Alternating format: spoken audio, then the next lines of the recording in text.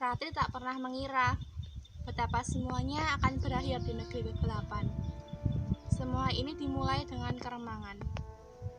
Ketika odong-odong sudah kosong dan tinggal dirinya sendiri yang belum diturunkan. Tukang odong-odong itu rupanya mengira semua anak sudah turun dengan pengasuh masing-masing dan ia mampu segera melarikan odong-odongnya pulang. Saat ia mematikan lampu kanak-kanak dari kotak yang berisik itu, barulah ia sadar bahwa ia tidak sendirian. Dalam remang, Ratri yang kecil memang tidak kelihatan langsung. Neng, kok belum turun? Pan belum nyampe. Belum nyampe. Emang masih turun di mana? Depan rumah. Iya, rumahnya di mana? Tahu. Maka tahulah tukang odong-odong itu bahwa ia mampu mendapatkan masalah. Dan karenanya ia segera memutar balik odong-odong yang terbuat dari sambungan sepeda motor dan bak mobil itu. Melarikan dirinya sepanjang jalan yang telah dilalui. Di sini rumahnya? Bukan. Dari sini naiknya? Bukan. Dari mana dong? Tahu. Pusinglah tukang odong-odong itu. Ketika semakin malam, jalanan semakin membingungkan. Lampu kendaraan dan lampu toko berkelap-kelip mengalihkan pengamatan. Suara sepeda motor yang saringannya dicopot, toa masjid yang terdengar meminta sumbangan berbaur dengan toa obral baju di pasar kaget. Ini masih jalan yang sama tentunya, tetapi mengapa tidak ada lagi yang dikenalnya? Ditengoknya anak perempuan itu, hanya melamun saja. Seperti bukan masalah bahwa hari sudah gelap dan ia belum sampai ke rumah. Ratri! Terdengar teriakan di tepi jalan, dan di kaki lima yang sudah selalu simpang siur itu tampak sejumlah orang mondar-mandir dengan gelisah. Tukang odong-odong itu tidak tahu jika anak ini bernama Ratri. Ia mendengar teriakan itu, tetapi ada banyak pula teriakan lain. Siapalah kiranya yang akan tahu pasti bahwa teriakan satu itu adalah teriakan kegelisahan, berbalut kemarahan yang mendadak meluap karena odong-odong itu tidak berhenti. Kejar! Suara laki-laki bersandal jepit berlarian, menyela suara mesin bajai, lagu qasidah dari toko busana muslim dan laki-laki, raungan knalpot, sepeda motor tanpa saingan.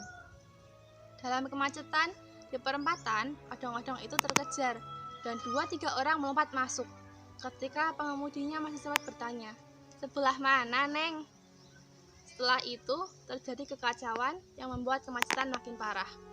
Dan setelah pengemudi itu ditarik ke belakang oleh tangan yang mencekal leher bajunya, odong-odong itu melaju ke tengah arus yang sedang saling bersilang. Sejumlah kendaraan itu tertabrak dan saling bertempuran. Sejumlah yang lain berbelok, menepi, namun tetap tak bisa pergi. Ketika hal yang sama terjadi dari arah berlawanan. Jeritan panjang dari segala arah membunyikan klakson secara bersamaan. Suaranya membumbung tinggi ke langit, bagaikan doa salah alamat yang tak akan pernah dikabulkan. Pusat kekacauan terdapat di perempatan itu, seperti pusaran air bergejolak yang tidak pergi kemanapun. Mau menculik ya? Bangsat! Saat seorang bandpol muda tiba di perempatan itu, kemacetan belum juga terurai, tetapi tukang odong-odong itu terkapar di jalanan dengan wajah tanpa bentuk. Bapak tua penjaga kios rokok yang berusaha menolongnya, kesulitan menyeberangi jalan menuju ke kaki lima. Seragam bandpol yang terus-menerus meniup-pelumpit itu sedikit membantu penertiban. Namun, setelah kemacetan teratasi, bandpol itu merasa harus kembali pada tugas sesuai peraturan. Ini kendaraan tidak jelas jenisnya, tidak ada nomor polisinya. Kok berani berkeliaran sambil mengutip uang? Apa ada izinnya? Mana surat-suratnya? Tukang odong-odong itu pingsan, tentu tak mendengarnya. Dan bapak tua penolongnya mendongak dengan mulut ternganga. Odong-odong itu sendiri tidak terlalu rusak, teronggok miring di atas selokan. Dengan perasaan berbunga-bunga, Ratri menaiki odong-odong pada suatu senja. Lagu-lagunya sungguh meriah. Liriknya berkisah tentang kehidupan di dunia yang penuh dengan kebahagiaan bertamasya maupun kebahagiaan memiliki ayah, ibu, adik, kakak. Odong-odong bagaikan datang dari surga, membagi-bagikan kebahagiaan sepanjang jalan bagi anak-anak yang kurang mengenal kebahagiaan itu, sehingga dengan mudahnya mendapatkan kebahagiaan maya melihat gambar-gambar di sisi odong-odong. Gambar badut, makhluk mengemaskan itu, dan lagu-lagu riang. Amboy, alangkah senangnya. Rati merasa dirinya melayang terbang. Bukankah lagu-lagunya berkisah dengan ceria tentang pelangi yang melengkung dari ujung ke ujung, mega jingga, langit ungu, bintang gemintang, dan serba gemerlapnya semesta alam.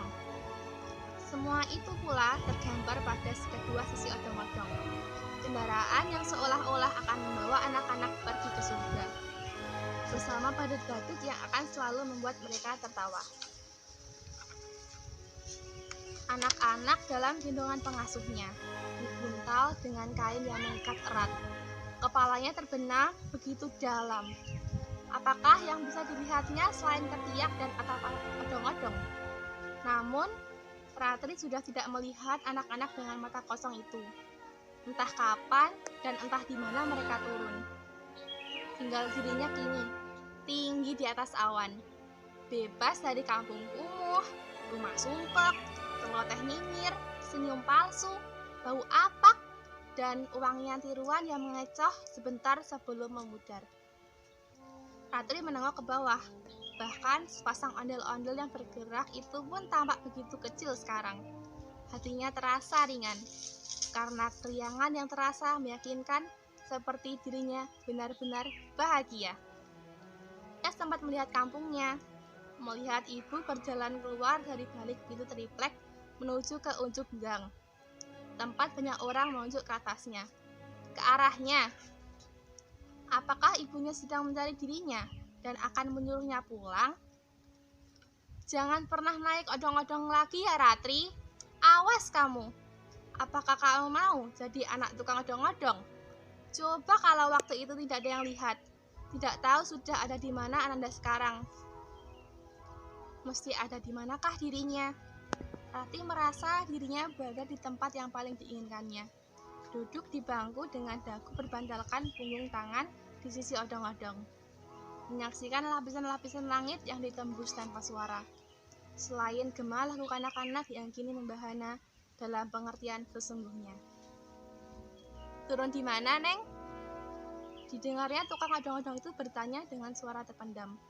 Ratri menoleh. Perban membalut seluruh kepala tukang odong-odong itu, dengan lubang hanya pada mata dan hidungnya. Ratri memang tidak pernah menduga betapa semuanya akan berakhir di negeri kegelapan. Meski bagi anak itu tidak penting, ia berada di mana. Asal selalu berada di dalam odong-odong, menembus dunia yang tak pernah dikenalinya. Juga tak penting benar baginya ketika nan jauh di bumi seorang perempuan berkutang dengan lepas kancing atasnya, berlari sambil menjunjung kain dan berteriak ke langit. Ratri! Jadi di sini saya akan mereview singkat cerpen odong-odong ini yang merupakan karya Seno Bumira Adidharma dari Kompas 14 November 2021. Pertama adalah alurnya menggunakan alur campuran, di mana pada awal bab kita akan dikenalkan bahwa Ratri akan berakhir di negeri kegelapan. Kemudian selanjutnya adalah bagaimana cara atau penyebab Ratri bisa sampai ke negeri kegelapan. Jadi dapat kita simpulkan menggunakan alur campuran. Kemudian tokoh. Pertama ada Ratri, yaitu seorang anak kecil perempuan yang riang, namun mirisnya dia hidup dalam kemiskinan. Kemudian tokoh tukang odong-odong, dia sabar dan baik hati. Kemudian ada Banpol Muda, ibunya Ratri. Kemudian tokoh-tokoh atau orang-orang di sekitarnya yang menggebuki tukang odong-odong tadi. Kemudian latarnya menggunakan antar tepat ada di jalanan perkotaan, kemudian perempatan, dan negeri kegelapan. Negeri kegelapan itu sepertinya kehidupan setelah kematian. Tuh. Kemudian latar suasana tegang, namun ketika pada cerita Ratri, dia menggambarkan suasana yang riang dan ceria.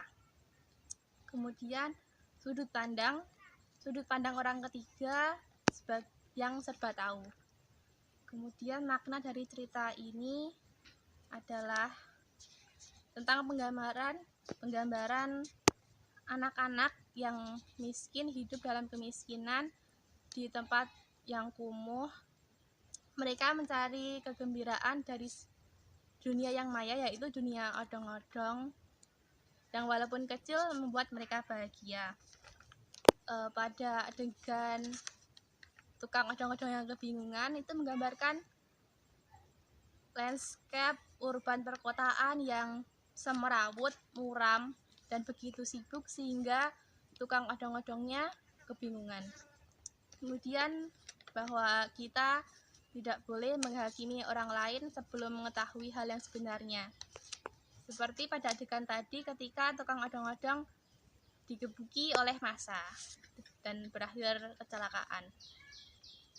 Sekian, terima kasih.